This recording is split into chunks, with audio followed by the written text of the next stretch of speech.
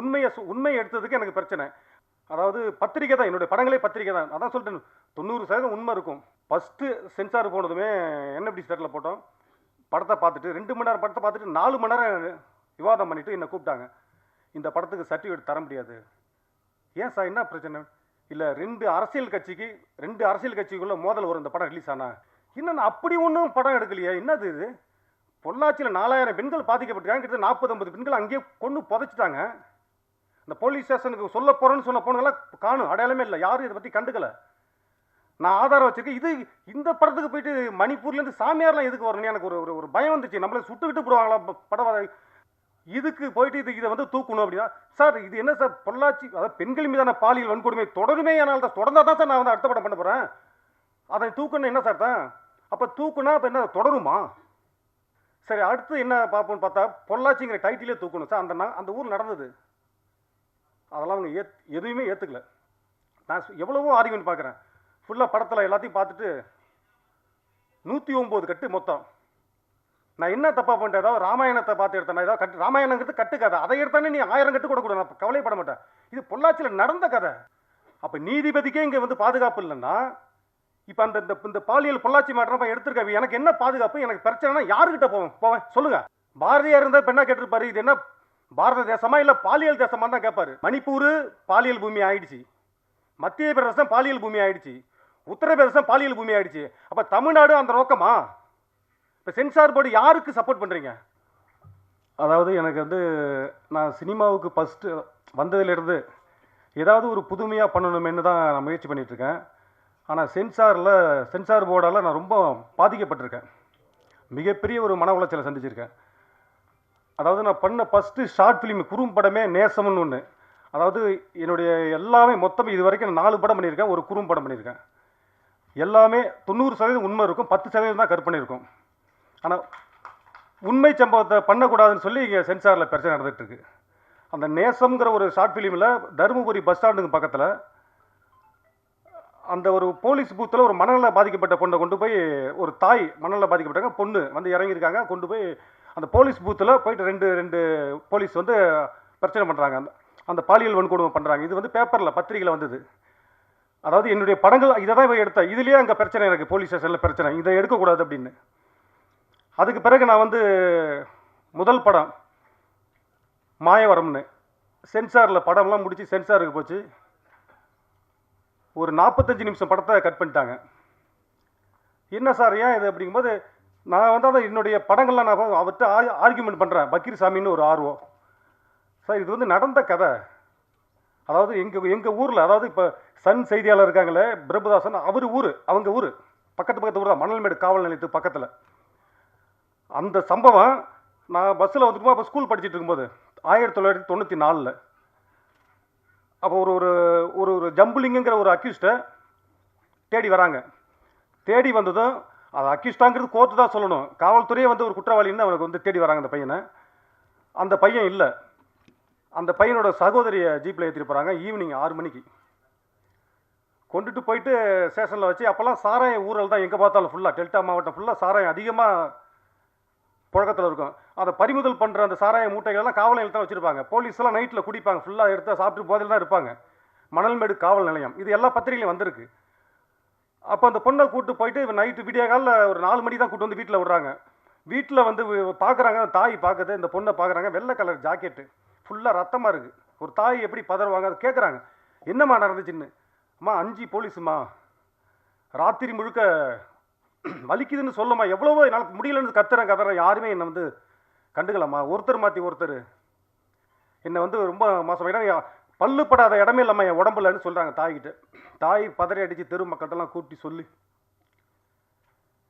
இது ஒரு அரை மணி நேரத்துக்குள்ளேயே அந்த பால்டாயில் குடிச்சிட்டு மொத்த குடும்பமும் பலி. 6 உயிர் பலின்னு ஹெட்டில் ஒரு எல்லா பத்திரிகையிலுமே நக்கீரன் அட்டப்படல் தான் அண்ணனே அங்கே வந்துட்டாங்க. அங்கே எல்லாமே பெரிய இது வந்து சின்ன பிரச்சனை இருந்துச்சு. பஸ்ஸில் வந்து நாங்கள்லாம் ஸ்கூல் ஸ்டூடெண்ட் எல்லாம் வந்து இறங்கி பார்க்குறோம், பிரச்சனையை பெருசாகிறோம், பஸ்ஸுக்கு செல்லாம் அடித்து உடைக்கிறோம், பிரச்சனை பெருசாகிடுச்சு. அனைத்து கட்சியும் வந்துருச்சாங்க. இந்த விஷயம் தான், இந்த 6 உயிர் பலி. ஆனால் அந்த குற்றவாளி 94 வாட்சாத்தி வழக்கிலே இப்போ தான் தீர்ப்பு வழங்கியிருக்கு. இதுக்கெல்லாம் இன்னும் தீர்ப்பு இல்லை. குற்றவாளிகள் நல்லா தான் இருக்காங்க, யாரும் தண்டிக்கப்படல. இந்த விஷயத்தை தான் நான் முதல் படமாக எடுத்தேன், மாயவரம்னு ஊர். என்னுடைய படங்கள்லாம் பார்த்தீங்கன்னா மாயவரம், கொள்ளிடம், கபிலவஸ்து, இப்போ பொள்ளாச்சி, எல்லாமே அந்த ஊர் பேர். அந்த ஊரை நடந்ததுங்கிறனால அதை அப்படியே எடுப்பேன். இந்த கதையை நான் ஒரு தயாரிப்பாளர்கிட்ட சொல்லி இதை கொண்டு போய் எடுத்து எல்லாம் ட்ரை பண்ணி படத்தை போட்டு காமிச்சு, இந்த படத்துக்கு சர்டிஃபிகேட் தர முடியாது, அப்படியே கொடுத்தா நிறையா கட் பண்ணுவோம் அப்படி. சரி கொடுங்க, கட் பண்ணிட்டு கொடுங்க அப்படி பார்த்தா 3/4 மணி நேரம் படம், கதையே புரியல. அப்போ ராமநாராயண் சார் தான் வந்து பார்த்தாங்க, படம் போட்டு காமிச்சு இந்த மாதிரி விஷயம், இப்போ படம் நல்லா வந்திருக்கு, ஆனால் 3/4 மணி நேரம் படம் விட்டால் ஒன்றுமே 1.25 வந்து யூஏ சர்டிஃபிகேட் தான் தருவாங்கிறாங்க. இது வந்து சாத்தியப்படாது. இது சம்மந்தமாக மயிலாடுதுறையில் நடந்த ஊர் அந்த மாயவரம்னு சொல்லிட்டு அந்த ஊரில் உள்ள எம்பி எம்எல்ஏ எல்லாம் கூப்பிட்டு அவங்கள்ட்ட ஏதாவது முறையிடுங்க அப்படின்னு சொன்னாங்க. நேராக நான் இப்போ ஊருக்கு புறப்பட்டு மணிசங்கர் ஐயர் அப்போ எம்பி, இப்போ எம்எல்ஏவாக இருக்கிற ராஜ்குமார் தான் எம்எல்ஏ, 2 பேரையும் கூப்பிட்டு வந்து படத்தை போட்டு காமிச்சேன் 4 ஃப்ரேமில். படத்தை பார்த்துட்டு அவங்களும் போய் பேசுகிறாங்க, சென்சார் எதுவுமே முடியவே முடியாதுன்ட்டாங்க. படம் அப்போல்லாம் டேக்ஸு யூஏ சர்டிஃபிகேட்னாலே கொஞ்சம் டேக்ஸ் அதிகம், அதனால் சின்ன படங்களுக்கு யோசிப்பாங்க. அது அப்படியே போயிடுச்சு, அப்படியே அந்த படம் அப்படியே பெண்டிங்கில் நிற்கிது. இது வரைக்கும் சர்டிஃபிகேட் யூஏ தான் கொடுத்தாங்க, வன்முறை படம்னு கொடுத்தாங்க. உண்மையை எடுத்ததுக்கு எனக்கு பிரச்சனை. அதாவது என்னுடைய படங்கள் 4 படமுமே அதாவது பத்திரிக்கை தான், என்னுடைய படங்களே பத்திரிக்கை தான். அதான் சொல்லிட்டேன், 90% உண்மை இருக்கும். அதாவது மீண்டும் தலைப்புச் செய்திகள் தான் என்னோட படம். அதாவது ஒரு செய்தி வந்துச்சுன்னா, இப்போ இந்த செய்தி, இந்த சம்பவம் மயிலாடுதுறை இந்த மலர்மேடு காவல் நிலைய சரகத்தில் நடந்த சம்பவம் 1 நாள் ஆச்சு, 2 நாள் ஆச்சு, 1 வாரம் ஆச்சு, அப்படியே மறைஞ்சு போச்சு. அதுக்கப்புறம் மீடியாவுக்கு அடுத்த பிரச்சனை நடக்கும், அதை எடுத்து போட்டு மெயினில் ஹெட் நியூஸாக வந்துட்டு இருக்கும். இது இப்படியே மறந்துடும். இப்போ இதுக்கு நீதி வேணும்னு நான் வந்து முதல் படமாக பண்ணும்போது இதை எடுத்து பண்ணேன். இந்த படத்தை எடுத்து பண்ணும்போது எனக்கு இந்த சென்சாரில் தான் பல பிரச்சனை, சொல்லக்கூடாது இப்படி வந்துச்சு. அப்போ இன்றைக்கும் அதே பிரச்சனை தான். இன்றைக்கி என்ன நடக்குது, இப்போ அதுக்கப்புறம் கொள்ளிடம், கபிலவஸ்து, சின்ன சின்ன கிடுக்கு பிடியில் தப்பிச்சு வந்துடுச்சு 2 படமும். கொள்ளிடம் வந்து 2016 ரிலீஸு, 2019 கபிலவஸ்து. கபிலவஸ்துலேயும் எனக்கு நிறைய நெருக்கடி வந்துச்சு, ஆனால் அதை மீறிய சர்டிஃபிகேட் வாங்கி படத்தை ரிலீஸ் பண்ணிட்டேன் 2019. இப்போ இந்த படம் என்னென்னா, இந்த பொள்ளாச்சியில் எல்லாருக்கும் தெரியும், பொள்ளாச்சியில் நடந்த நக்கீரன் புக்கெல்லாம் நான் அது அதிகமாக வந்த எல்லா பேப்பரில் வந்து எல்லா கட்டிங்ஸையும் எடுத்து கதை பண்ணுவேன். 90% உண்மை. இப்போ தலைவருங்க இப்போ என்னென்னா, இன்றைக்கி இந்த ஸ்டேஜில் கூட பாட்டை போடக்கூடாது, சீன்ஸ் எதுவுமே போடக்கூடாதுன்னு சொல்லி நெருக்கடி. இந்த படப்பிடிப்பு ஆரம்பிச்சதுலேருந்து நெருக்கடி. இந்த கதை பண்ணுறதுக்கு இந்த புக்ஸில் வந்ததெல்லாம் கலெக்ட் பண்ணிவிட்டு, செய்தியில் வந்ததெல்லாம் கலெக்ட் பண்ணிட்டு, நான் போயிட்டு ஒரு 2 மாதம் பொள்ளாச்சியில் தங்கி பார்த்தேன். அதில் ஒரு சம்பவம் தான், என்ன ஒரு கொடுமைன்னா, பாதிக்கப்பட்ட பெண்ணு போய் வீட்டில் சொல்ல முடியல, இந்த மாதிரி எதுனா அடிப்பாங்கன்னு பயப்படுவாங்க பொண்ணுங்க. சரி ரொம்ப நாள் திரும்ப திரும்ப வந்து மிரட்டுறாங்கன்னு சொல்லி, சரி போலீஸ் ஸ்டேஷனில் போய் சொல்லணும்னு போலீஸ் ஸ்டேஷனுக்கு போனாக்கா, அங்கே போலீஸ் ஸ்டேஷனில் நான் காப்பாற்றுறேமான்னு சொல்லி இவங்க ட்ரை பண்ணிருக்காங்க. வீடியோ வாங்கி வச்சு உங்கள் அம்மா அப்பா நான் பேரண்ட்ஸ் நான் அனுப்பிடுவேன் அப்படின்னு சொல்லி இவங்க பாலியல் வன்கொடுமை பண்ண ஆரம்பிச்சிட்டாங்க. இதெல்லாம் அதிகமாக வரல, செய்தியில் வரல. நான் வந்து பொள்ளாச்சியில் உள்ள எல்லா விஷயமும் நான் ஃபுல்லாக கலெக்ட் பண்ணி தான் ஆதாரமும் வச்சுருக்கேன். சொல்கிறேன், சென்சார் ஆதாரம் இருக்குன்னுட்டு அப்படின்ற தூக்கி வெளில போடுங்கிறாங்க. இது என்ன செய்யுது? நான் சொல்கிறேன் சார், நான் செய்தித்தாள் தான் என்னுடைய படத்துக்கு பேரே செய்தித்தாள்னு வச்சா பொருந்தும், அப்படி தான் சார் எடுத்திருக்கேன். இதில் என்ன சார் 109 கட்டு கொடுக்குறதுக்கு என்ன சார் பிரச்சனை? அவங்க சொன்ன வார்த்தை என்னென்னா, ஃபஸ்ட்டு சென்சார் போனதுமே என்எஃப்டி ஸ்டேட்டில் போட்டோம், படத்தை பார்த்துட்டு 2 மணி நேரம் படத்தை பார்த்துட்டு 4 மணி நேரம் விவாதம் பண்ணிவிட்டு என்னை கூப்பிட்டாங்க. இந்த படத்துக்கு சர்டிஃபிகேட் தர முடியாது. ஏன் சார், என்ன பிரச்சனை? இல்லை, 2 அரசியல் கட்சிக்குள்ளே மோதல் வரும் இந்த படம் ரிலீஸ் ஆனால். இல்லை சார், அப்படி ஒன்றும் பண்ணலையா சார், 2 அரசியல் கட்சி மோதல் வரும், நாங்கள் சர்டிஃபிகேட் தர முடியாது, வேணா மேல்முறையீடு பண்ணுங்கள். ரிவைசிங் கமிட்டி, நடிகை கௌதமி ஆர்டிஸ்ட் அவங்க தான் சேர்மன்னு, 15 பேர் கொண்ட குழு பார்ப்பாங்க. சரி ஓகேன்னு சொல்லிட்டு அதுக்கப்புறம் 1 மாதம் கழிச்சு ரிவைசிங் கமிட்டி ஏற்பாடு பண்ணாங்க. படம் பார்க்கும்போது என்எஃப்டி தியேட்டரில் போயிட்டு உட்காந்துருக்கேன், நானும் எனது நண்பர் தான் உட்காந்துருக்கோம். ஒவ்வொருத்தராக வராங்க, பார்த்தா எல்லாம் துப்பாக்கி ஏந்திய போலீஸ் பாதுகாப்போட ஒரு சாமியார்லாம் வந்தாங்க. எனக்கு பயமாகிடுச்சு. அதுவும் மணிப்பூரில் மத்திய பிரதேசத்தில் வந்தாங்க, எந்த ஊருன்னு எனக்கு தெரியல. இன்னும் அப்படி ஒன்றும் படம் எடுக்கலையே, என்னது இது? பொள்ளாச்சியில் 4000 பெண்கள் பாதிக்கப்பட்டிருக்காங்க, கிட்டத்தட்ட 40-50 பெண்கள் அங்கேயே கொண்டு புதைச்சிட்டாங்க. இந்த போலீஸ் ஸ்டேஷனுக்கு சொல்ல போகிறேன்னு சொன்ன போனதெல்லாம் காணும், அடையாளமே இல்லை, யாரும் இதை பற்றி கண்டுக்கலை. நான் ஆதாரம் வச்சுருக்கேன். இந்த படத்துக்கு போயிட்டு மணிப்பூர்லேருந்து சாமியார்லாம் எதுக்கு வரணும்? எனக்கு ஒரு பயம் வந்துச்சு, நம்மளை சுட்டுக்கிட்டு போடுவாங்களா படம். உட்காந்துருக்கேன், திருப்பி ஒரு 4 மணி நேரம் 5 மணி நேரம் டிஸ்கஸ் பண்ணிட்டு வந்து கூப்பிட்டாங்க. கௌதமி மேடம் கேட்டாங்க ஃபஸ்ட்டு. அந்த ஏஆர்ஓ முதல்ல அவங்க சொன்னது என்னென்னா, ஒரு பேப்பர் கொடுத்து எனக்கு படத்தில் எண்டு கார்டு போட்டிருக்கீங்களா, அதை எழுதி கையெழுத்து போட்டு கொடுங்க, தூக்குறேன்னு. என்ன சார் போட்டிருக்கேன்? பாரதிராஜா படத்தில் எல்லா டைரக்டர்ஸ் படம் முடியும் போது அந்த title card end card Bharathiraja sir அவர் ரசிகனா அவர் எண்டு கார்டை போட்டு ஒரு பாயிண்டை முடிப்பார். நான் தான் சார் இந்த பொள்ளாச்சி நடந்த பாயிண்டை முடிச்சிருக்கேன். நீங்கள் அதில் கையெழுத்து போட்டால் தான் உங்கள்கிட்ட நான் பேசுவோங்கிறாரு ஏஆர்ஓ முத்துகிருஷ்ணன் சார். சரி என்ன தான் பேசுகிறாங்க பார்ப்பேன்னு சைன் பண்ணி கொடுத்தேன். அது என்ன கார்டுன்னா, படம் முடியும் போது பெண்கள் மீதான பாலியல் வன்கொடுமை தொடருமேயானால் பொள்ளாச்சி 2ஆம் பாகம் தொடரும் மணிப்பூர் என்ற பெயரில் போட்டார். இதுக்கு போயிட்டு இதை வந்து தூக்கணும் அப்படின்னா சார் இது என்ன சார் பொள்ளாச்சி அதாவது பெண்கள் மீதான பாலியல் வன்கொடுமை தொடருமே ஆனால் தான் தொடர்ந்தா தான் சார் நான் வந்து அடுத்த படம் பண்ண போகிறேன். அதை தூக்கணும் என்ன சார் தான் அப்போ தூக்குனா இப்போ என்ன தொடருமா? இப்போ சென்சார் போர்டோட நோக்கம் என்ன? சென்ட்ரல் கவர்மெண்ட்டோட நோக்கம் என்ன? பாலியல் வன்கொடுமை தொடருங்கிறீங்களா? நான் தான் கேட்குறேன், இதெல்லாம் இங்கே பேசவே கூடாது. சரி அடுத்து என்ன பார்ப்போம்னு பார்த்தா பொள்ளாச்சிங்கிற டைட்டிலே தூக்கணும் சார். அந்த ஊர் நடந்தது அதெல்லாம் அவங்க எதுவுமே ஏற்றுக்கல. நான் எவ்வளவோ ஆர்கியூமெண்ட் பார்க்குறேன். ஃபுல்லாக படத்தில் எல்லாத்தையும் பார்த்துட்டு 109 கட்டு மொத்தம். நான் என்ன தப்பாக பண்ணிட்டேன்? ஏதாவது ராமாயணத்தை பார்த்து எடுத்தேன். ஏதாவது கட்டு ராமாயணங்கிறது கட்டு கதை. அதை எடுத்தானே நீ 1000 கட்டு கூட கூட நான் கவலைப்பட மாட்டேன். இது பொள்ளாச்சியில் நடந்த கதை. இதை போய் எதுக்கு இப்படி கட் பண்ணுறீங்க? நான் சொன்னேன் எதுவுமே பேசக்கூடாது. என்ன சார் பேசக்கூடாது? எங்கே பார்த்தாலும் வெறும் பாலியல் மயமாக இருக்குது. முன்னெல்லாம் ஒரு ஒரு ஒரு 10 வருஷத்துக்கு முன்னாடிலாம் பார்த்தீங்கன்னா பேப்பரு தொலைக்காட்சியிலலாம் என்ன வரும்? எங்கேயாவது ஒரு ஒரு பக்கத்தில் சிறுமி பாலியல் வன்கொடுமை, மாணவி பாலியல் வன்கொடுமை, கற்பழிப்பு இப்படி தான் வரும். அது எப்பாவது ஒரு இடத்துல மாதத்துக்கு ஒரு மாதிரி அப்படி தான் வரும். இன்னைக்கு பேப்பரில் பார்த்தீங்கன்னா இப்போ அந்த பெண்ணுக்கு ஒரு சிறுமி பாலியல் வன்கொடுமை பண்ணப்பட்டா உடனே அந்த பேரண்ட்ஸ் என்ன பண்ணுவாங்க? காவல் நிலையத்துக்கு வந்து கம்ப்ளைண்ட் பண்ணுவாங்க. கம்ப்ளைண்ட் பண்ணிவிட்டு அவங்க என்ன பண்ணுவாங்க? குற்றவாளியை போயிட்டு பிடிச்சிட்டு வருவாங்க. பிடிச்சி வந்து கோர்ட்டில் ப்ரொடியூஸ் பண்ணுவாங்க. கோர்ட்டில் தண்டனை கொடுப்பாங்க, ஜெயிலுக்கு போவாங்க. இதான ஒரு ஒரு வரைமுறை, இதான ஒரு கட்டமைப்பாக இருந்துச்சு. இப்போ அந்த கட்டமைப்பு அப்படியே நொறுங்கி கிடக்கு. இப்போ பேப்பரில் ஒரு 10 வருஷமாக பேப்பரில் என்ன செய்தி வருது பாருங்க. பேப்பர் தொலைக்காட்சி எல்லாத்துலையுமே பேப்பர் எடுத்தா யாருக்கு? ஜனங்களுக்கு இல்லை, ஜனங்களை காப்பாற்றுறவங்களுக்கு. பெண் போலீஸுக்கு பாலியல் தொல்லை, பெண் தலைமை காவலருக்கு பாலியல் தொல்லை, எல்லா ரெக்கார்டு வச்சிருக்கேன், பேப்பர் கட்டிங்ஸாக வச்சிருக்கேன். பேப்பரில் வந்து தான் பேசுகிறேன். பெண் சப் இன்ஸ்பெக்டருக்கு பாலியல் தொல்லை, பெண் இன்ஸ்பெக்டருக்கு பாலியல் தொல்லை, பெண் டிஎஸ்பிக்கு பாலியல் தொல்லை, பெண் எஸ்பிக்கு பாலியல் தொல்லை. அப்போ என்ன? சரி பெண் எஸ்பி தான் பாலியல் தொல்லை வந்துட்டா அடுத்து யார் பார்த்தா சரி இவங்கெல்லாம் யார் பிரச்சனை நீதிபதிட்டு போவாங்க. இப்போ ஒரு 2 மாதத்துக்கு முன்னாடி ஒரு வீடியோ வருது, பெண் நீதிபதிக்கு பாலியல் தொல்லை. அவங்க என்ன சொல்கிறாங்க? எனக்கு வந்து தற்கொலை செய்துக்குள்ள அனுமதி தாருங்கள்னு குடியரசுத் தலைவருக்கு லெட்டர் போட்டிருக்காங்க, கடிதம் எழுதியிருக்காங்க. அப்போ நீதிபதிக்கே இங்கே வந்து பாதுகாப்பு இல்லைன்னா இப்போ இந்த பாலியல் பொள்ளாச்சி மாற்றம் எடுத்திருக்காங்க. எனக்கு என்ன பாதுகாப்பு? எனக்கு பிரச்சனைனா யாருக்கிட்ட போவேன் சொல்லுங்கள்? பத்திரிகையை தான் சொல்லணும், வந்திருக்க தலைவர் தான் சொல்கிறேன். எனக்கு உயிருக்கு ஆபத்து இருக்குங்கிறனால தான் தலைவர்கள்ட்ட போனேன். எல்லாம் கேட்பாங்க என் ஃப்ரெண்டுலாம், ஏன் என்னப்பா தலைவர்கள் தான் என்ன காப்பாற்ற முடியும், பத்திரிகை தான் என்ன காப்பாற்ற முடியும். இப்போ நீதிபதிக்கு ஒரு எஸ்பி, பெண் எஸ்பிக்கு இல்லை, சூப்பரண்ட் ஆஃப் போலீஸுக்கு பாதுகாப்பு இல்லை, பாலியல் தொல்லை. இப்போ இந்த பிரச்சனையை நான் எடுத்திருக்கேன், பெண்களுக்காக நான் எடுத்திருக்கேன். இப்போ எனக்கு என்ன மாதிரி தொல்லைகள் வரும்? சரி நீதிபதிக்கு பாலியல் தொல்லை.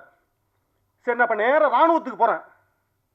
ராணுவமே நீங்கள் வந்து என்னை வந்து காப்பாற்றுங்கன்னு போனேன்னா இப்போ ராணுவம் இப்போ மணிப்பூரில் என்ன நடந்துச்சு? ஒரு வீடியோ வந்து அதெல்லாம் பார்த்துருப்பீங்க. என்ன வந்தது? ஒரு ராணுவ வீரர் துப்பாக்கி கீழே வச்சுட்டு கதறான், நான் இங்கே நாட்டை காப்பாற்றுறேன், என் பொண்டாட்டியை 100 போலீஸ் 100 பேர் 100 கட்சிக்காரன் புந்து 100 பேர் சொல்கிறான், அழுதா. இப்பெல்லாம் வீடியோ பார்த்துருப்பீங்க. தூக்கிட்டு போயிட்டு மாறி கற்பழிக்கிறாங்க, பாலியல் வன்கொடுமை கதறான், எல்லாம் பார்த்துருப்பீங்க, ரெக்கார்டு இருக்குன்ட்டு. அவர் ஒரு நாட்டோட ராணுவ வீரருக்கு மனைவிக்கே இந்த மாதிரி நடக்குது. அப்போ என்ன நாடு இது? பாரதியார் இருந்தால் இப்போ என்ன கேட்டிருப்பாரு? இது என்ன பாரத தேசமா இல்லை பாலியல் தேசமா தான் கேட்பாரு. இப்போ அதை விட ஒரு பெரிய கொடுமை என்னன்னா எல்லாம் அவங்க சொன்னதெல்லாம் நான் ஓகே பண்ணி அந்த படம் வெளியில் வரணும்னா கடன் வாங்கி நான் தயாரிப்பு நான் டைரக்டர் மட்டும் இருந்தால் பயமாயிருச்சு. எப்படி எல்லாருக்கும் செட்டில்மெண்ட் பண்ணுறது என்னங்கிற ஒரு பயம் வந்துச்சு. சரி அப்புறம் ஒரு வழி, சரி என்ன பண்ணாலும் இப்போ ஓகே எல்லாத்துக்கும் ஒத்துக்கிட்டு கொண்டு போய் கொடுக்குறாங்க. பொள்ளாச்சி டைட்டில் கொடுத்துட்டு அதை ஃபஸ்ட்டு அந்த பொள்ளாச்சி தூக்கிட்டு அப்புறம் 3 முறை சென்சார் மாற்றி இப்போ கருப்பு பூமின்னு கொண்டு போய் கொடுத்தேன். இது கருப்பு ஒரு சிஜி கிராஃபிக்ஸ் பண்ணால் 50,000 செலவாகும். ஒரு டைட்டில் மாற்றினா போய் சங்கத்தில் பதிவு பண்ணுவோம். இவ்வளோ பண்ணி விரும்பி அதை பப்ளிசிட்டி கிளியரன்ஸ்லாம் வாங்கி கொண்டு போய் எல்லாம் பண்ணி அவங்க சொன்ன 109 கட்டுக்கும் உடன்பட்டு கொண்டு போய் படத்தை கொண்டு போய் கொடுத்தா சமர்ப்பிச்சாச்சு. நேற்று சென்சார் போர்டு ஆன்லைனில் ஸ்டேட்டஸ், நேற்று தான் ரிசல்ட் வருது. எனக்கு சர்டிஃபிகேட் கொடுப்பாங்க அப்படின்னு பார்த்தா நேற்று வந்து ஆன்லைனில் ஸ்டேட்டஸில் என்ன வருதுன்னா பார்த்ததுமே அதிர்ச்சி ஆகிடுச்சு. உடனே நான் ஐஏஎஸ் சென்சார் பாலமுருகன் சாருக்கு ஃபோன் பண்ணி கேட்குறேன், சார் என்ன சார் அதிர்ச்சியாக இருக்குது சார் எனக்கு, என்ன சார் கருப்பு பூமி வச்சுருக்கேன், இதை போய் மாற்ற சொல்லி அனுப்பியிருக்கீங்க என்ன சார் அப்படின்னு. ராத்திரி முழுக்க தூக்கம் இல்லை. ஆமாங்க கருப்பு பூமி நீங்கள் வைக்கக்கூடாது சார், பொள்ளாச்சி அங்கே கேஸ் நடந்துட்டுருக்கீங்க அதை தூக்கிட்டேன். பின்ன சார் கருப்பு பூமின்னா சார் இது என் தாய் மண்ணு சார், என் தாய் நாடு மணிப்பூர். எனக்கு இப்போ அதிர்ச்சி ஆகிடுச்சு. இந்த டைட்டிலே இப்போ இல்லைங்கும் போது அதான் அண்ணன் சொன்னேன்னா பாடலை நிறுத்துங்க, இப்போ ரிலீஸ் பண்ண வேணாம். இது என்ன செய்யணும், ஒரு தீர்வு கண்டுப்போம். நேற்று சர்டிஃபிகேட் கிடைக்கும் போது இந்த டைட்டிலும் தூக்குனா அப்போ இது கருப்பு பூமின்னு நான் வைக்க சொல்லக்கூடாது. இப்போ நீங்கள் என்ன பூமின்னு சொல்கிறீங்க? சென்சார் போர்டு சென்ட்ரல் கவர்மெண்ட் தான். இப்போ என்ன பூமி அவங்க நினச்சிட்டு இருக்காங்கன்னு தெரியல எனக்கு. மணிப்பூர் பாலியல் பூமி ஆயிடுச்சு, மத்திய பிரதேசம் பாலியல் பூமி ஆயிடுச்சு, உத்தரப்பிரதேசம் பாலியல் பூமி ஆயிடுச்சு. அப்போ தமிழ்நாடு அந்த நோக்கமா? இப்போ சென்சார் போர்டு யாருக்கு சப்போர்ட் பண்ணுறீங்க? சரி, கற்பு பூமியை தூக்கணும்னா இது எங்க தமிழரோட பாட்டி, ஒரு பெண்ணு எப்படி வாழணும் அப்படிங்கிறது ஒரு நினைவு சின்னம். இதை தூக்க சொல்றாங்க. என்ன அர்த்தம்? இப்போ இதை தூக்க சொல்ல உங்களுக்கு என்ன ரைட்ஸ் இருக்கு சென்சாருக்கு? வாங்க பொதுவெளிக்கு போவோம், பொதுவெளியில் உட்காருவோம், வாங்க சென்சார் போர்டு இருக்கிற மொத்த அதிகாரி வாங்க, நான் வரேன், மக்கள் பார்க்கட்டும். நான் என்னங்க தப்பு பண்ணிட்டேன்? உண்மையை நடந்ததை எடுத்திருக்கேன். இதை வந்து சொல்லக்கூடாதுன்னா சரி, உண்மையை சொல்லக்கூடாது தடுக்கிறீங்க, ஓகே, நான் ஒத்துக்கிறேன். பொய்யானதுக்கு ஏன் சர்டிஃபிகேட் கொடுக்குறீங்க? இதை நான் பேசணும், சென்சார்ட்ட நான் கேட்கணும், தலைவர்களாம் விசாரிக்கணும். திருநாவுக்கரசனும் திருமாவளவனும் வந்துட்டு இருக்காங்க, இது நியாயம் கேட்க தான் நான் வரேன். அதாவது உண்மையை சொன்னால் சென்சார் தர மாட்டேறீங்க, ஓகே, நான் ஒத்துக்கிறேங்க. பொய் சொல்றாங்களே என்ன? இப்போ தொலைக்காட்சியில் வர அனைத்து விளம்பரமும் பொய். நல்லா நீங்க பாருங்க. அதாவது அனைத்து விளம்பரமும் பொய். ஏன்னா சென்சார் சர்டிஃபிகேட் எல்லா விளம்பரங்களுக்கும் சென்சார் சர்டிஃபிகேட் கொடுத்தா வருது. சர்டிஃபிகேட் இல்லாமல் யாரும் பண்ண முடியாது. ஒரு விளம்பரம் நல்லா பார்த்துங்க. ஒரு ஒரு ஒரு முன்னணி நடிகை ஒரு மைக் எடுத்துட்டு போயிட்டு பேசுவாங்க, உங்க பேஸ்ட்ல உப்பு இருக்காம்பாங்க. உப்பு இல்லை, உப்பு அதிகமாக இருந்தால், உப்பு இல்லைன்னா கொட்டிடுவாங்க, பல்லுலாம் சொத்த பல்லாகி 4 அடியில் கொட்டிடுன்னு சொல்லி பயமுறுத்துவாங்க. இதுக்கு சென்சார் போர்டு கொடுத்துருக்காங்க. இன்னும் ஒரு விளம்பரத்தில் ஒரு ஒரு துணை நடிகர், குணச்சித்திர நடிகர் போயிட்டு கேட்பாரு, உங்கள் பேஸ்ட்டில் உப்பு இல்லை தானே, ஏன் என்ன உப்பு இல்லைன்னா உங்கள் பல்லுலாம் கொட்டி, இங்கே உப்பு இருந்தால் கொட்டிடுன்னு சொல்கிறாங்க, உப்பு இல்லைன்னா கொட்டிடுன்னு சொல்கிறாங்க. 2 விளம்பரத்துக்கு சர்டிஃபிகேட் கொடுத்துரு, வெரி குட்னு. இது எப்படி? அப்போ பல் டாக்டர் எது உண்மை? அப்போ பணம் வாங்கிட்டு சர்டிஃபிகேட் கொடுக்குறீங்களா? இப்போ பல்லு டாக்டர் இருக்காங்க, பல் மருத்துவ மாணவர் இருக்காங்க, பல்லு ஆராய்ச்சி கழகம்லாம் இருக்குது. இப்போ இவங்களோட அனுமதியோட வருது. எப்படி இது? உப்பு இருந்தாலும் கொட்டிடுங்க, உப்பு இல்லைனாலும் பல்லு போயிடும், என்ன அர்த்தம்? உலகத்தில் இது வரைக்கும் எந்த நாட்டிலையுமே, இந்தியாவில் மட்டும் இல்லை, எந்த நாட்டிலையுமே இன்னும் தலையில் முடி வளர்றதுக்கு, கொட்டின முடி வளர்றதுக்கு மருந்து கண்டுபிடிக்கல. இது ரெக்கார்டு இருக்குது, எல்லாருக்கும் தெரியும். ஆனால் நீங்கள் விளம்பரம் கொடுக்குறீங்க, ஒரு நாளில் முடி வளருன்னு சொல்கிறான், ஒரு வாரத்தில் தரையை தொடுங்கிறான். இன்னொரு விளம்பரம் பாருங்க, நான் சொல்கிறதுலாம் உண்மை, சீரியல் பார்த்தா தெரியும், அந்த தொலைக்காட்சி விளம்பரத்தை பார்த்தா தெரியும். ஒரு கையை தடவும் போதே சுடுதண்ணியில் கையை கழுவுறீங்க, அதுக்குள்ளே கையில் முடி முளைச்சு, இப்படிலாம் இதுக்கெல்லாம் சர்டிஃபிகேட் கொடுக்குறீங்க. அதாவது பொய்யான தகவல். இன்னொரு உண்மையை சொல்கிறேன் பாருங்க. அதாவது நடிகர் பிரபு சார் ஒரு விளம்பரம் பண்ணியிருப்பாங்க, ஒரு டப்பாவை ஓப்பன் பண்ணி ஒரு சொட்டு அது மருந்து மூக்கில் வச்சு இழுப்பாங்க, ஒரு நொடியில் சளி ஜலதோஷம் மூக்கடப்பெல்லாம் போயிருமா. ஒரு நொடியில் சளியெல்லாம் போகுதுன்னா அப்போ மருத்துவமனையில் வந்து மருந்து கொடுக்குறாங்க, ஒரு வாரம் அவங்க சளி ஒரு வாரத்துக்கு ஏன் மருந்து எழுதி கொடுக்குறாங்க? அது சரியாக சிறப்புன்னு ஒன்று சாப்பிட சொல்கிறாங்க. அப்போ சளிக்கு மாத்திரை கண்டுபிடிச்சதெல்லாம் இப்போ மருத்துவர்கள்லாம் பொய்யா? இப்போ இதுக்கு எப்படி நீங்கள் இது பண்ண? நான் அண்ணாமலை யூனிவர்சிட்டியில் யோகா ஃபர்ஸ்ட் கிளாஸில் பாஸ் பண்ணியிருக்கேன். இப்போ ஒரு மூச்சை உள்ளே இழுக்கிறதுக்கே 3 செகண்ட் 4 செகண்ட், 5 அதிகபட்சம் 5 செகண்ட் ஆகும், 5 நொடி ஆகும். வெளியில் கொண்டு வர்றதுக்கு ஒரு 5 நொடி ஆகும். அப்போ 10 நொடி உள்ளே போயிட்டு வர்றதுக்கே நீ ஒரு நொடியில் சளி மூக்கடப்பு எல்லாம் போயிரும்னா அவன் சொல்கிறான், நீ வந்து பண்ணுற இது வந்து சர்டிஃபிகேட் கொடுக்குற, வெரி குட்னு சர்டிஃபிகேட் கொடுத்தா டிவியில் வருது. நான் உண்மையை பண்ணி வச்சிருக்கேன், சர்டிஃபிகேட் கொடுங்க யோசிக்கிறேன், தரமாட்டேங்கிறேன்.